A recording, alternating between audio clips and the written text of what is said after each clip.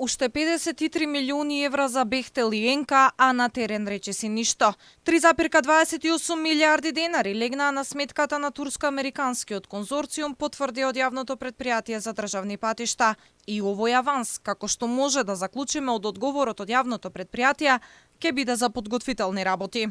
Овие средства се наменети за авансно плаќање согласно член 14 став 2 од договорот за изградба на коридор 8 и коридор 10Д, односно за мобилизација, набавка на опрема, бази и материјали, за изведувачот и за поддршка на пристап до средства, за геомеханички испитувања, мобилизација, екипирање со механизација, воспоставување на кампови, лабораторија и други работи од страна на изведувачот. Ова значи дека Бехтел и Енка добија 3 милиони евра повеќе од првично планираното. Според програмата за финансирање на патна инфраструктура за проект Коридор 8 и 10Д, вториот аванс требаше да изнесува 50 милиони евра. Средствата во износ од 50 милиони евра се наменети за авансно плаќање согласно член 14.2 од договорот за изградба на Коридор 8 и Коридор 10Д, односно за мобилизација, набавка на опрема, бази и материјали за изведувачот и за поддршка на пристап до средства. Првиот аванс чинеше 117 милиони евра народни пари, а требаше да се потрошат за подготвителни работи. Од подготвителните работи видовме поставување на 2 табли, ископ на малку земја и 3 пати најава дека стартуваат градежните работи.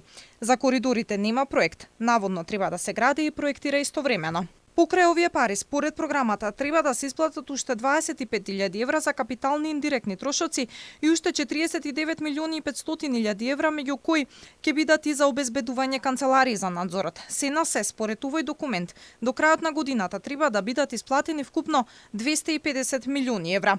Изградбата на коридорите ја тресат низа скандали. Најново опозицијата открива дека според документ кој стигнал до нив од свиркачи, Дрина Ахмети е дел од изградбата. ВМРО ДПМН велат дека внукот на Али Ахмети стои како подизведувач за ископ и други градежни работи и затоа неговата со уште една фирма ќе добие 1,3 милиони евра. Во документите кои стигнаа до нас од страна на свиркачи, а се анализа на банката на фирмите на Ахмети, е наведено дека Тор Индустри се формирана во 2020 година за да учествува во големите градежни проекти кои се планирани во Македонија.